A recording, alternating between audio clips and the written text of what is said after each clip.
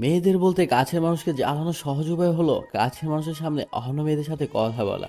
শ্বশুরবাড়িতে যাওয়ার পর সেতুদের সব আত্মীয়রা ছিল। গিয়ে দেখি আফরিনও আছে। মেয়েটার মন অনেক খারাপ। কপালে যা থাকে তাই তো হয়। আমাদের যে থাকার রুম দেওয়া হয়েছে ওই রুমে আগে থেকে সেতু ছিল। পরে গেলাম, গিয়ে দেখি সেতু সব বোনগুলো একসাথে বসে আছে। আমিও তাদের সাথে যোগ দিলাম। ওদের ভিতর থেকে একটা মেয়ে বলল, দুলাভাই কত হ্যান্ডসাম। ও মা তাই নাকি? তুমিও অনেক কিউট। সেতুর সাথে বিয়ে না হলে তোমাকেই বিয়ে করতাম। সবাই হেসে দিল। তখন আরেকটা মেয়ে বলল, দুলা ভাই সেতুকে নিয়ে হানিমুনে কই যাবেন? সেতুকে নিয়ে হানিমুনে গিয়ে কি করব?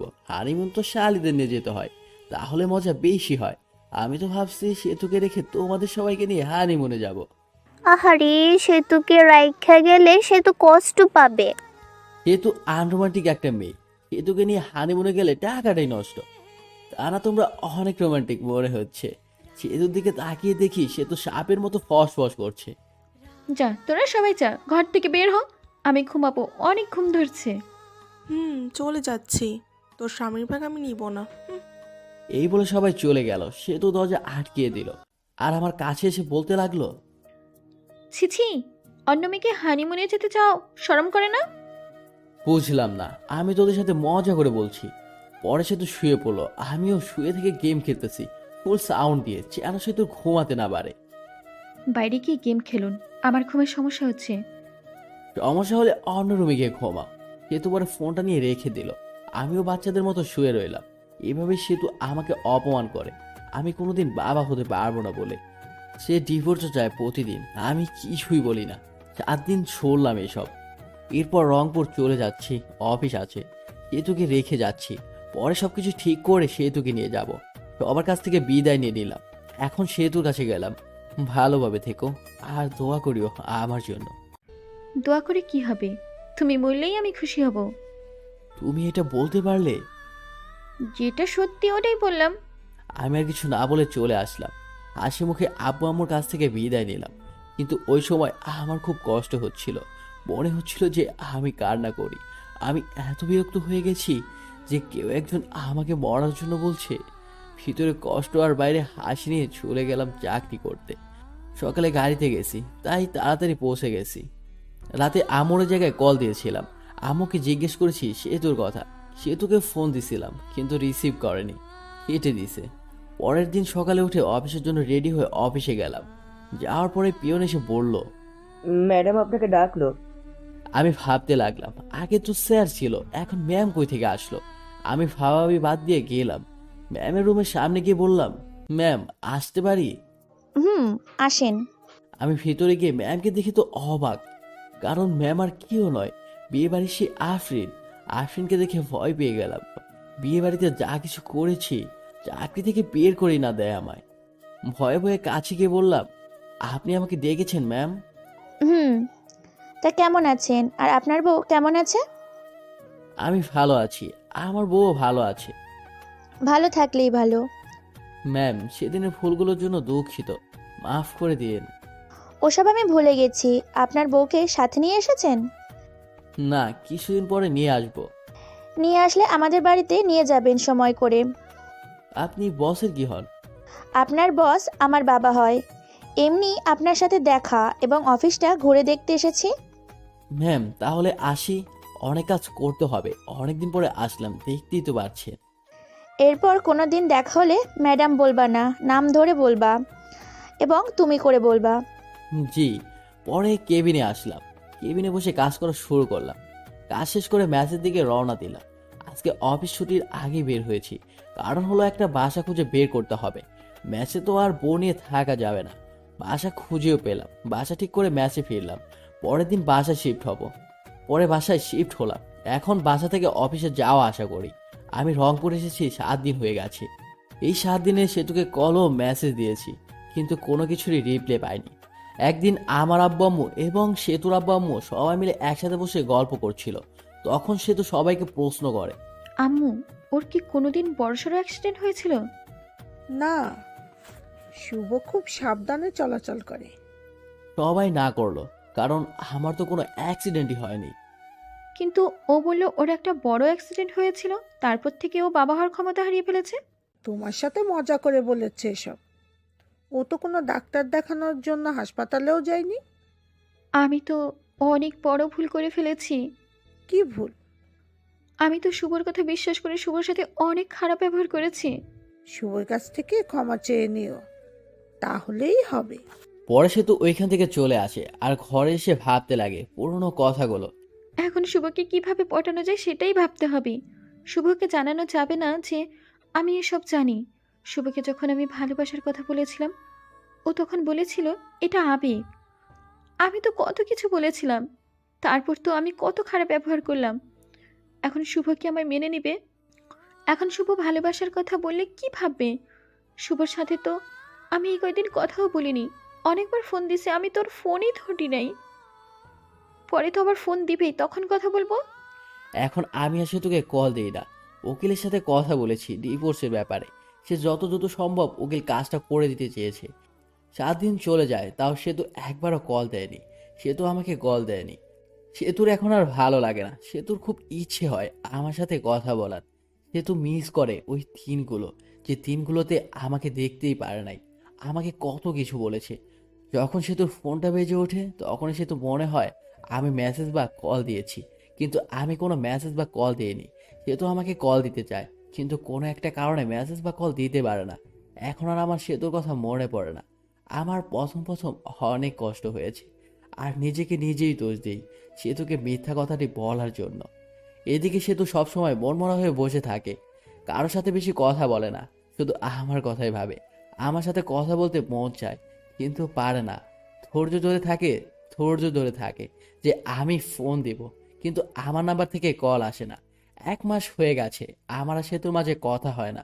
সেতু আর থাকতে না পেরে আমাকে কল দেয় রাতে, তাও আবার রাত 12টার সময়, যে সময় আমি ঘুমে মগ্ন হয়ে আছি। প্রথমবার ফোন বাজার পর ফোনটা রিসিভ করলাম না, কারণ আমার তো ঘুমই ভাঙেনি। পরের বার কল দিতেই ঘুম ঘুম চোখে দেখি একটা কল এসেছে। পরে নাম্বারটা না দেখেই কলটা রিসিভ করে বলি, হ্যালো। হ্যালো, কে? আমি। আমিটাকে? আমাকে চিনতে পারোনি? আমি সেতু। আরে বোন, কোন সেতু? আর এত রাতে ঘুমের ডিস্টার্বের জন্য কল করেছো কেন? আমি তোমার বউ সেতু। বউ কথাটা শুনে নাম্বারটা ভালোভাবে দেখলাম। সেতুই কল দিয়েছে। পরে ভাবতে লাগলাম, আব্বু আম্মুর কোনো কিছু হলো নাকি? এত রাতে ফোন দিয়েছে সেতু। আব্বু আম্মুর কিছু হয়েছে নাকি? ফোন দিয়েছো যে? আব্বু আম্মুর কিছুই হয় নাই, কথা বলার জন্য ফোন দিছি। ফাজলামি রাখো, বিয়ের সাথে ভেগে গেছো নাকি? আবার এখন প্রবলেম হয়েছে দেখে ফোন দিছো? আচ্ছা, কোনো কিছু ভেবো না, সরাসরি আমার এখানে চলে আসো, আমি সবাইকে ম্যানেজ করে নেব। ঘরে স্বামী থাকতে পালাতে যাবো কেন অন্য পুরুষের সাথে? আমি তো শুধু কাগজে কলমে। আচ্ছা বাদ দাও, কালকে অফিসে যেতে হবে, বাই। আর এত রাতে কল দিবে না, যত সব ফালতু। এটা বলে ফোনটা কেটে দেই আর বন্ধ করে ঘুমিয়ে পড়ি। এদিকে সেতুর মনটা আরো খারাপ হয়ে যায়। আমি কি এতটাই খারাপ ব্যবহার করেছি যে শুভ ভেবে নিয়েছে আমার বয়ফ্রেন্ড আছে? ছি ছি, আজকে নিজেকে নিজের উপর অনেক ঘৃণা হচ্ছে। আর ভাবে, আগে আমি মেসেজ দিতাম কথা বলার জন্য, ফোন দিতাম, আর এখন কথাই বললাম না। ঘুরে ফিরে আমাকে অপমান করলো। সারা রাত না ঘুমিয়ে পার করে দেয়, আর ভেবে ডিসিশন নেয় আমার এখানে চলে আসবে। কারণ আমি বলেছিলাম বাসা ভাড়া নিয়েছি, আর আমি আসতেও বলেছিলাম। সকালে উঠে আব্বুর কাছে গিয়ে বলে, আপু, আমাকে সুপার বাসায় রেখে আসেন, আর আমি যাব, এটা ওকে বলবেন না। আব্বুও মেনে নেয় আর বিকালে গাড়িতে রওনা দেয়। আমার এখানে এসে আব্বু দরজায় কলিং বেলে চাপ দেয়। আমি তখন ভাবতে লাগলাম, এই সময় আবার কি আসলো। অলসতা নিয়ে দরজাটা খুলতে যাই, দরজা খুলে তো আমি অবাক। আমি তখন আব্বুকে বলি, তোমরা আসবে বলবা না? আমি বাস স্ট্যান্ডে আনতে দিতাম। সেতু বললো তোকে সারপ্রাইজ দিতে, তাই না জানিয়ে চলে আসলাম। আচ্ছা বসো, তোমাদের খাবারের ব্যবস্থা করি। আমি সেতুর সাথে কোনো কথাই বলি নাই, একবার তাকিয়ে দেখেছিলাম। সেতু অনেক শুকিয়ে গেছে, মনে হলো অনেকদিন ধরে ঠিক মতো খাবার খায় না আর ঘুমায়ও না। সেতুকে দেখেও না দেখার ভান করলাম। সেতু আমার দিকে অসহায়ের মতো তাকিয়ে আছে। সেতুর দিকে লক্ষ্য না করে আমি খাবার কিনতে গেলাম। অবশ্য নিজেই রান্না করে খাই। আমার শরীরটা আজকে ভালো ছিল না, তাই রান্না করিনি। হোটেল থেকে খাবার এনে আমি আব্বু সেতু খেতে বসেছি। তুমি কি প্রতিদিন বাইরের কেনা খাবার খাও নাকি? না আব্বু, রান্না করে খাই। আজকে ভালো লাগছিল না, তাই রান্না করিনি। তোমরা আসবে জানলে রান্না করতাম। আরে ভাই, আমি সবকিছুই রান্না করতে পারি। এই সবকিছু রান্না আমার মা আমাকে শিখিয়েছে। খাবার খেয়ে আব্বুকে রুম দেখিয়ে দিলাম, আর আমি আমার রুমে আসলাম। কিন্তু আগে থেকে আমার রুমে গিয়ে বসে আছে। আমার রুমটা অনেক সুন্দর করে সাজিয়ে রেখেছি। রুমটা এমনভাবে সাজিয়েছি যেটা লিখে প্রকাশ করতে পারছি না। ঘরে গিয়ে দেখি সে তো বিছানায় শুয়ে কার সাথে যেন কথা বলছে। কথা বলা দেখে জিজ্ঞেস করলাম, বিএফ এর সাথে কথা বলো নাকি? তখন সে তো ফোনটা রেখে বলল, আচ্ছা, তোমার সমস্যাটা কি বলো তো? সেদিনও বিয়ের কথা, আবার আজকেও বলতেছো বিয়ের কথা। আমি এতটাও খারাপ না যে ঘরে স্বামী রেখে অন্য কারোর সাথে প্রেম করব। পরবর্তীতে এরকম কথা বলবেন না। আমি তো শুধু কাগজে কলমে, কিছুদিন পর তো ডিভোর্স হয়ে যাবে। ডিভোর্সের পর পটাতে হবে, তাতে সময় লাগবে। ডিভোর্সের পর যেন তাড়াতাড়ি বিয়ে করতে পারো সেজন্য হয়তো আগে থেকে পটিয়ে রাখছো। আর হ্যাঁ, তোমার জন্য একটা সুখবর আছে। আমি উকিলের সাথে কথা বলেছি, কিছুদিন পরে ডিভোর্স পেপার দিয়ে দিবে। তখন আর আমার মুখ দেখতে হবে না। ডিভোর্সের কথা শুনে সেতুর মুখটা শুকিয়ে গেছে, আর সেতুর চোখে জল এসে পড়েছে। ওদিকে লক্ষ্য না রেখে বললাম, শুয়ে পড়ো, অনেক রাত হয়েছে। সেতু চুপচাপ অন্যদিকে শুয়ে পড়লো। আমিও কোলবালিশটা জড়িয়ে ধরে ঘুমিয়ে পড়লাম।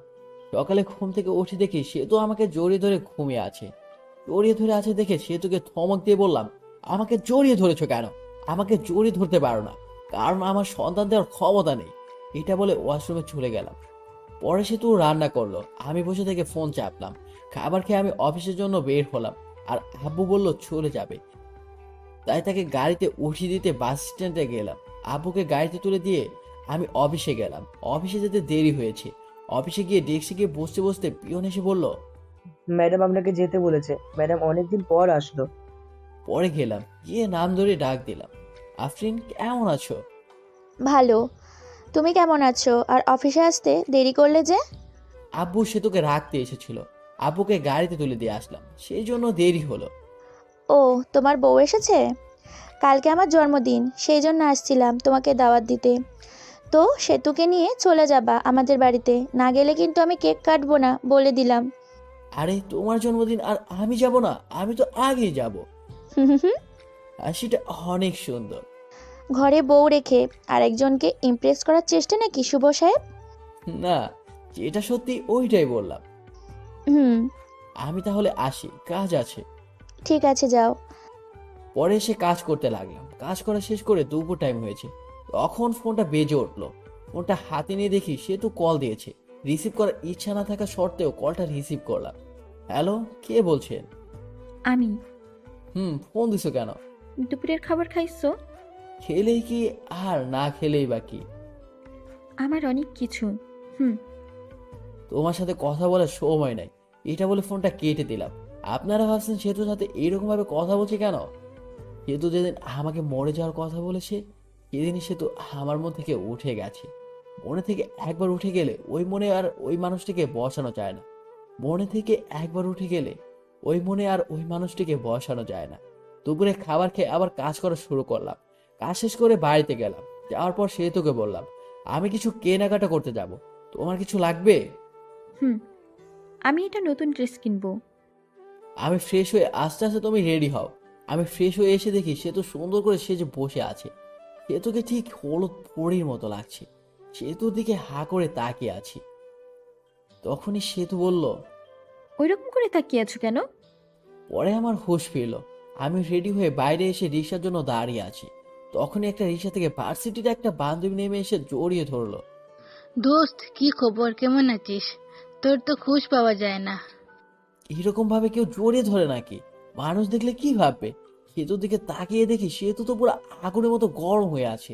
এর মধ্যে সেতু বলে উঠলো,